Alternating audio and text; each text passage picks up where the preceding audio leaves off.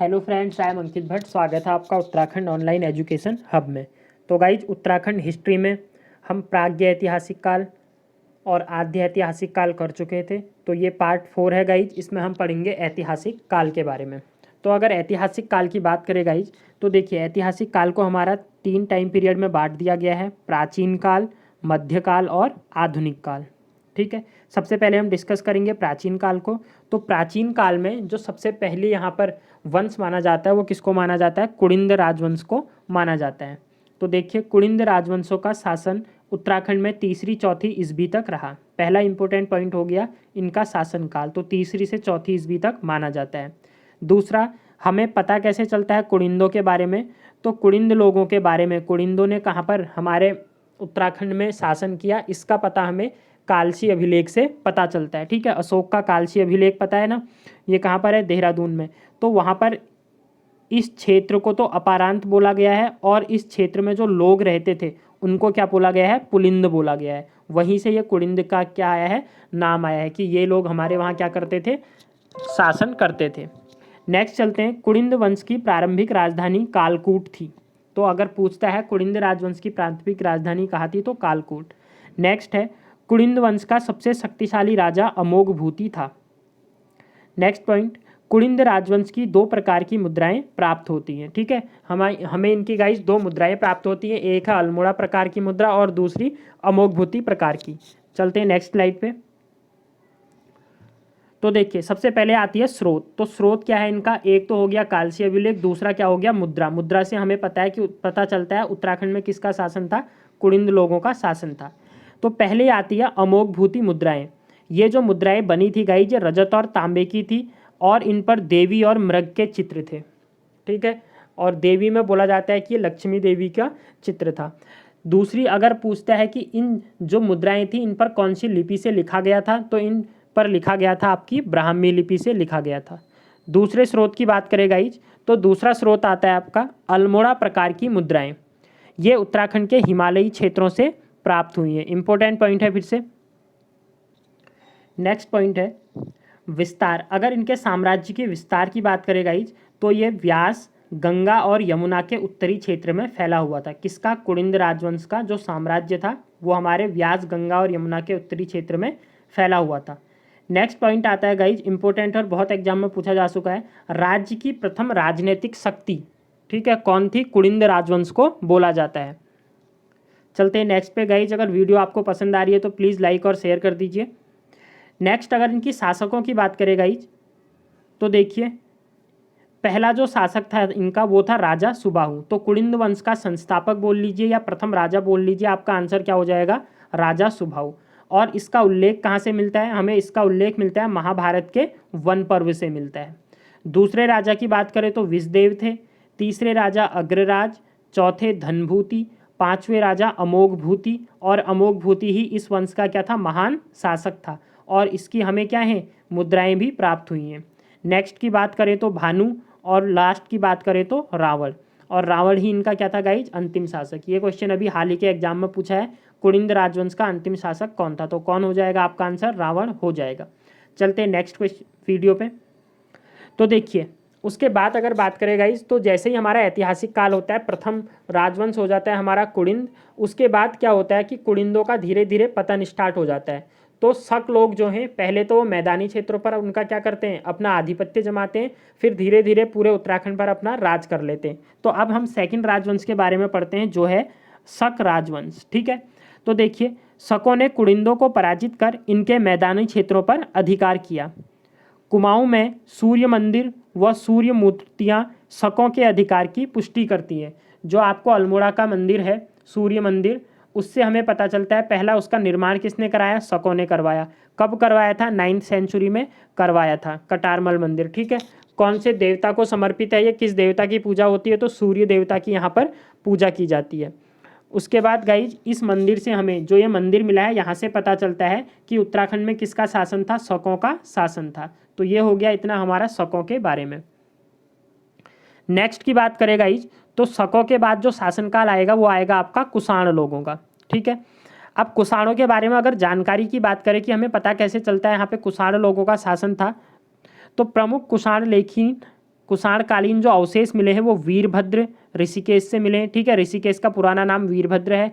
ऐसे ही मोरध्वज से मिले हैं, और मोरध्वज कोटद्वार के पास, या कोटद्वार का पुराना नाम अगर आपसे पूछता है तो आप मोरध्वज बोलेंगे। गोविसाण काशीपुर का पुराना नाम। तो इन 3 जगहों से हमें इनके क्या मिले हैं गाइज, कुषाणकालीन अवशेष मिले हैं, जिससे हमें ये जानकारी मिलती है कि कुषाणों का शासन उत्तराखंड में था। नेक्स्ट पॉइंट है, कांति प्रसाद नौटियाल ने अपनी पुस्तक ऑर्कोलॉजी ऑफ कुमाऊं, तो एक क्वेश्चन तो यहाँ पर ये बन जाएगा, ऑर्कोलॉजी ऑफ कुमाऊं किसकी रचना है, तो किसकी रचना हो जाएगी, केपी नौटियाल जी की हो जाएगी। दूसरा, गोविसाण का उल्लेख करते हुए लिखा है कि गोविसाण कुषाणों का प्रमुख नगर था, तो एक क्वेश्चन क्या बन सकता है यहाँ पे, कुषाण कालीन राजाओं का प्रमुख नगर कौन सा था, तो अगर वहाँ पर ऑप्शन में या तो आपके काशीपुर होगा, अगर काशीपुर नहीं है तो आंसर क्या हो जाएगा आपका, गोविसाण हो जाएगा। तो गाइस जो वन लाइनर पॉइंट बनेंगे वो भी मैं आपको बीच बीच में डिस्कस कर रहा हूँ, जिससे आपका एग्जाम से जो कोई भी अगर क्वेश्चन बनता है तो उसको आप सॉल्व कर सकें। चलते हैं नेक्स्ट पे। उसके बाद बात आती है शायद यौधेय शासकों की, ठीक है, तो यौधेय लोगों ने भी हमारे उत्तराखंड में शासन किया था।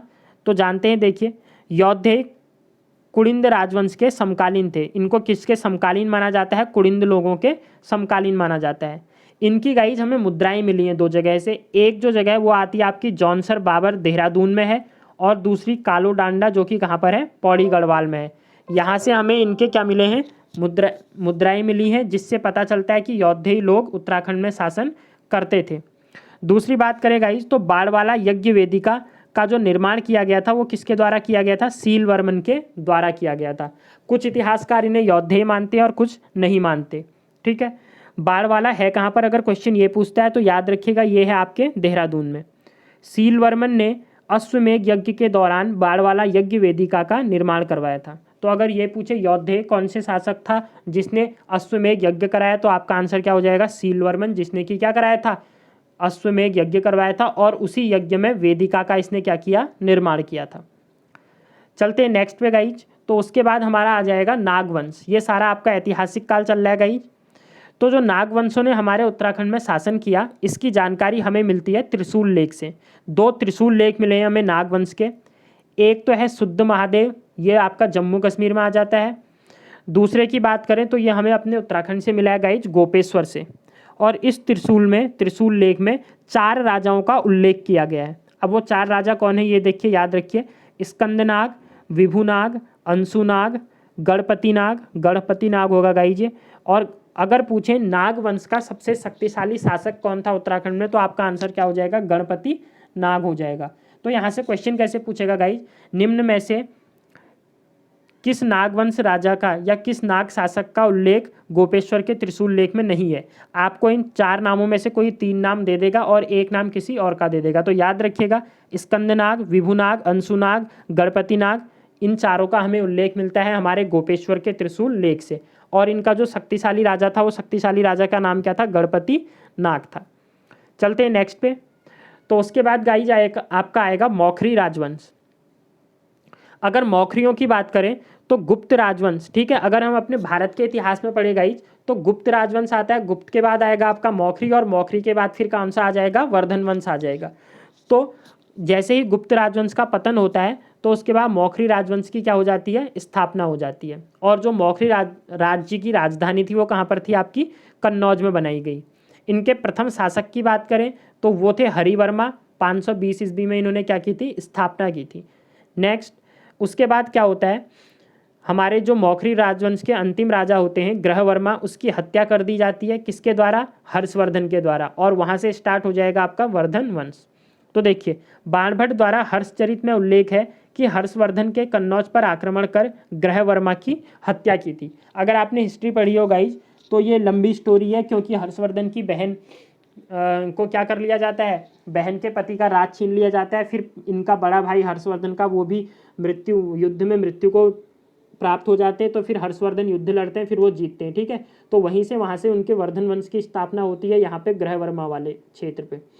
तो इसके पश्चात उत्तराखंड में भी कौन सा वर्ष आ जाता है, आपका हर्षवर्धन का राज आ जाता है। यहाँ से एक क्वेश्चन क्या पूछता है गाइस, बाणभट्ट किसके दरबार में कवि थे, तो किसके दरबार में थे वो, हर्षवर्धन। दूसरा, हर्षचरित किसने लिखी है, तो किसने लिखी है, बाणभट्ट ने लिखी है।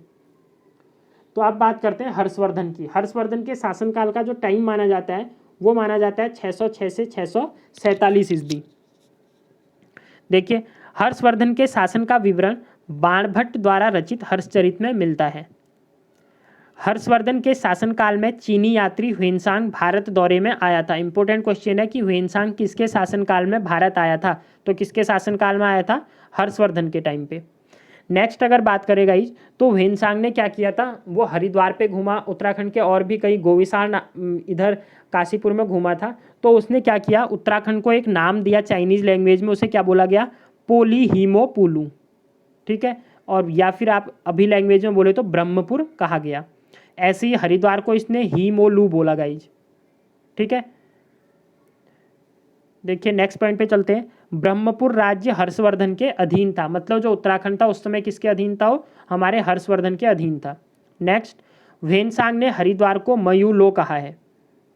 और गाइज जैसे अभी हम मापते हैं, जमीन मापते हैं तो आप स्क्वायर फीट में मापते हैं, ठीक है, तो वैसे ही जो चाइनीज में मापन होता है वो ली में मापा जाता है। उस समय ह्वेनसांग ने हरिद्वार को जो माप बताई थी वो कितनी बताई थी? 20 ली बताई थी। नेक्स्ट आ जाएगा गाइज आपका कार्तिकेयपुर राजवंश। ठीक है, जैसे ही हर्षवर्धन होता का अंत होगा उसके बाद अब आपका क्या आ जाएगा यहाँ पे उत्तराखंड में? कार्तिकेयपुर राजवंश आ जाएगा। ये 700 ईस्वी से स्टार्ट होता है गाइज। तो पढ़ते हैं कार्तिकेयपुर राजवंश के बारे में। सबसे पहला इंपॉर्टेंट पॉइंट, उत्तराखंड का प्रथम ऐतिहासिक राजवंश किसे कहा जाता है? तो किसे कहा जाएगा? आपका कार्तिकेयपुर को। राजनीतिक बोला जाएगा तो कौन हो जाएगा गाइज? कुड़िंद हो जाएगा। नेक्स्ट पॉइंट है, राजधानी प्रथम 300 वर्षों तक जोशीमठ चमोली में तथा बाद में बैजनाथ बागेश्वर के पास बैद्यनाथ कार्तिकेयपुर नामक स्थान पर बनाई गई। तो ठीक है, अगर पूछता है कार्तिकेयपुर राजवंश की प्रारंभिक राजधानी कहाँ थी, तो आप बोलोगे जोशीमठ या चमोली। अगर नॉर्मली पूछ रहा है कि कार्तिकेयपुर राजवंश की राजधानी कहाँ थी और बैजनाथ बागेश्वर ऑप्शन में है आपका, जोशीमठ चमोली नहीं है, तो आपका आंसर क्या हो जाएगा गाइज? बैजनाथ हो जाएगा। नेक्स्ट है गाइज कार्तिकेयपुर राजवंश का संस्थापक। अगर आपसे पूछ रहा है कार्तिकेयपुर राजवंश का संस्थापक किसे माना जाता है, तो संस्थापक था इसका बसंत देव। बसंत देव का विवरण बागेश्वर लेख से मिलता है, जिससे हमें पता चलता है कि यह प्रथम राजा था कहाँ का? कार्तिकेयपुर राजवंश का। इसने परम भट्टारक, महाराज धीराज, परमेश्वर की उपाधि प्राप्त की थी। ये तीन याद रखिएगा, परम भट्टारक, महाराज धीराज और परमेश्वर। ये उपाधि किसने धारण कर रखी थी? बसंत देव ने। बसंत देव ने बागेश्वर समीप एक मंदिर को स्वर्णेश्वर नामक ग्राम में दान दे दिया। तो जो बागेश्वर का मंदिर है गाइज, उसको स्वर्णेश्वर नामक ग्राम दान दे दिया। आप दान देने का मतलब ये है कि जितना भी उस टाइम पे बागेश्वर मंदिर में क्या होता था? खर्च होता था। ठीक है, तो वो सारा का सारा खर्च कहाँ से जाएगा? वो स्वर्णेश्वर ग्राम से जाता था। नेक्स्ट, बागेश्वर, कंडारा, पांडुकेश्वर एवं बैजनाथ आदि स्थानों से प्राप्त ताम्रलेखों से इस राजवंश के इतिहास के बारे में जानकारी मिलती है। तो ये सारे के सारे हमारे ताम्रलेख हैं जो हमें बताते हैं कि कार्तिकेयपुर राजवंश का उत्तराखंड में क्या था? आधिपत्य था। वास्तुकला तथा मूर्तिकला के क्षेत्र में यह उत्तराखंड का स्वर्णकाल था। तो अगर आपसे पूछता है किस राजवंश के काल को स्वर्णकाल कहा जाता है, ठीक है, तो किसका आ जाएगा? आपका कार्तिकेयपुर राजवंश का। किसमें? वास्तुकला और मूर्तिकला के क्षेत्र में। कार्तिकेयपुर राजाओं के देवता कार्तिकेय थे। तो कार्तिकेयपुर राजाओं के जो देवता माने गए हैं किसको माना गया है? कार्तिकेय। इससे पिछली वीडियो में मैंने आपको बताया था कार्तिकेय का जन्म स्थान कहाँ पर माना जाता है? आपका बागेश्वर में गाइज। सॉरी, बागेश्वर नहीं, जागेश्वर। ठीक है, शिव जी ने वहाँ पर क्या की थी? जागेश्वर में ही अपना यज्ञ किया था, उसके बाद कार्तिकेय का जन्म हुआ था। तो वही हमारे क्या थे? कार्तिकेयपुर राजवंश के हमारे मुख्य देवता थे। चलते हैं नेक्स्ट पे। राजभाषा की बात करें गाइज, तो राजभाषा इनकी संस्कृत और लोक भाषा पाली थी। तो देखिए, राजभाषा का मतलब क्या होता है? जैसे अभी हम उत्तराखंड की बात करें तो उत्तराखंड में क्या है गाइज, हमारी जो ऑफिशियल लैंग्वेज है, काम जो होता है वो हिंदी में होता है। बट अगर हम नॉर्मली वो करें, जो बातें करते हैं स्थानीय लोग, वो किस में करते हैं? कुमाऊनी में या गढ़वाली में। तो राजभाषा का मतलब जो शासन चलता था वो तो चलता था आपका संस्कृत में। और दूसरी भाषा होती है लोक भाषा, मतलब जो लोगों में प्रचलित थी, जिसमें लोग आपस में क्या करते थे? अपने भावों को व्यक्त करते थे, वो भाषा थी आपकी पाली। तो ये याद रखिएगा, पूछता है लोक भाषा पूछे तो पाली, अगर राजभाषा पूछे तो संस्कृत। चलते हैं नेक्स्ट पे। शंकराचार्य का उत्तराखंड आगमन। तो इम्पोर्टेंट ये इसलिए हो जाता है गाइज कार्तिकेयपुर राजवंश, क्योंकि इसी राजवंश के टाइम पे जो हमारे शंकराचार्य जी थे उनका आगमन होता है उत्तराखंड में। तो देखिए, उत्तराखंड में कार्तिकेयपुर राजवंश के शासनकाल में हुआ? किसका आगमन? शंकराचार्य का। शंकराचार्य ने हिंदू धर्म की पुनः स्थापना में महत्वपूर्ण भूमिका निभाई। इन्होंने 4 मठों की स्थापना की। एक था ज्योतिर्मठ, श्रृंगेरी मठ, द्वारिका मठ और चौथा पुरी गोवर्धन पीठ। फिर एक सन याद रखिएगा गाइज, 820 ईस्वी में इन्होंने अपना देह त्याग दिया था। कहाँ पर देह त्यागा था? केदारनाथ में देह त्यागा था। और इनका अभी अगर आप केदारनाथ घूमे होंगे तो वहाँ पर इनका एक अलग से क्या है, भवन है जहाँ पर कि इनका देह त्याग हुआ था। नेक्स्ट गाइज, तो आप बात कर लेते हैं हम अपने कार्तिकेयपुर राजवंश के राजाओं की। ठीक है, अगर अभी हम गाइज इनकी बात करें तो कार्तिकेयपुर नरेशों के अब तक 8 अभिलेख हमें प्राप्त हो चुके हैं। याद रखिएगा, क्वेश्चन बनता है कि कार्तिकेयपुर के राजवंश के कितने अभिलेख अभी तक प्राप्त हुए हैं, तो 8 अभिलेख हमें अभी तक मिल चुके हैं। दूसरा पूछता है इन अभिलेखों की लिपि क्या है। ठीक है, जो ये अभिलेख मिले हैं इनकी लिपि क्या है, तो इनकी जो लिपि है गाइज वो है कुटिला। कुटिला याद रखिएगा, ये कुटिला लिपि में मिले हैं, जो कि 9वीं और 10वीं सदी के मगध के पाल वंशी नरेशों के अभिलेखों से तथा कुछ तिब्बत से प्राप्त ताम्रलेखों से मिलते हैं। तो ये इंपॉर्टेंट है, आपका क्वेश्चन बन सकता है कार्तिकेयपुर राजवंश के अभिलेख किस लिपि में मिले हैं, तो कुटिला लिपि में मिले हैं। दूसरा एक क्वेश्चन इस अभी आगामी एग्जाम में पूछा गया था जो हुआ है, तो उसमें यह पूछा था एक ही राजवंश के कितने परिवारों ने कार्तिकेयपुर में शासन किया। तो गाइज एक ही राजवंश के 3 परिवारों ने, ठीक है, 3 फैमिलीज ने इन पर क्या किया है, कार्तिकेयपुर राजवंश में शासन किया है। तो उनमें से राजवंशों के जो संस्थापक थे, प्रथम वंश का संस्थापक तो आपका बसंत देव था। ठीक है, और इसी को क्या बोला जाता है, कार्तिकेयपुर राजवंश का संस्थापक भी। अगर दूसरे परिवार की बात करूं, जो सेकंड फैमिली थी, उसने चलाया था निम्बर देव था। ठीक है, उस राजवंश का संस्थापक निम्बर देव, और निम्बर वंश का संस्थापक भी आपसे पूछे तो निम्बर देवी। तीसरा हो जाएगा आपका सलोड़ादित्य। सलोड़ादित्य, तो इन 3 क्या किया था, फैमिलीज ने कार्तिकेयपुर राजवंश में शासन किया था। तीनों का मैंने बता दिया है आपको गाइज। तो चलते हैं अब इनके बारे में डिफरेंट पढ़ लेते हैं। तो देखिए नेक्स्ट आता है हमारा खरपरदेव वंश। ठीक है, सबसे पहले खरपरदेव वंश की बात करें तो खरपरदेव वंश का विवरण बागेश्वर लेख से मिलता है।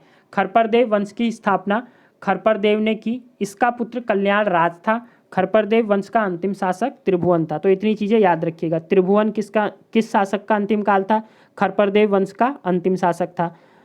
खरपरदेव वंश की स्थापना किसके द्वारा की गई थी, तो खरपरदेव के द्वारा की गई थी। नेक्स्ट राजवंश की बात करूँ गाइज, तो नेक्स्ट राजवंश था आपका निम्बर राजवंश। ठीक है, इंपॉर्टेंट है निम्बर। तो देखिए निम्बर वंश का सर्वाधिक उल्लेख पांडुकेश्वर या जोशीमठ के ताम्रपत्र से मिलता है। अगर इनकी बात करें गाइस तो संस्कृति भाषा में लिखी गई है। जो ये ताम्रपत्र हैं ये कौन सी भाषा में लिखे गए हैं, संस्कृत भाषा में लिखे गए हैं। निम्बर वंश की स्थापना किसने की थी, तो निम्बर देव ने की थी। अगर इनके शासकों की बात करें तो पहला तो आपका निम्बर हो गया, इसको शत्रुहंता भी कहा गया है। इंपॉर्टेंट क्वेश्चन है, शत्रुहंता किसे कहा गया है, तो शत्रुहंता निम्बर को कहा गया है। दूसरा जो था गाइज ये था ईष्टगण। इसने समस्त उत्तराखंड को एक सूत्र में बांधने का प्रयास किया। क्वेश्चन बन चुका है, कौन से कार्तिकेयपुर राजवंश के राजा ने उत्तराखंड को एकीकृत किया, तो किसने किया, ईष्टगण ने किया। नेक्स्ट ललितसुर देव, तो पांडुकेश्वर के ताम्रपत्र में इसे काली कलंक पंक में मग्न धरती के उद्धार के लिए 12 अवतार बताया गया है। तो क्वेश्चन कैसे पूछेगा आपसे, किसको 12 अवतार बताया गया है, तो किसको बताया गया है, ललितसुर देव को बताया गया है। नेक्स्ट राजा था गाइज इस राजवंश का भूदेव। इसने बैजनाथ मंदिर के निर्माण में सहयोग किया। इंपॉर्टेंट क्वेश्चन है, बैजनाथ मंदिर का जीर्णोद्धार करवाया किसने या निर्माण में सहयोग किसने किया, तो भूदेव ने। ठीक है, बैजनाथ मंदिर बागेश्वर जिले के गरुड़ तहसील में स्थित है। और यह मंदिर कब बनाया गया था गाइज, 1150 ईस्वी में इसकी स्थापना की गई थी। नेक्स्ट है आपका सलोड़ादित्य वंश। तो तीसरा वंश आ जाएगा आपका सलोड़ादित्य वंश। सलोड़ादित्य वंश की स्थापना इच्छरदेव ने की थी। तो इसका संस्थापक कौन था, इच्छरदेव था।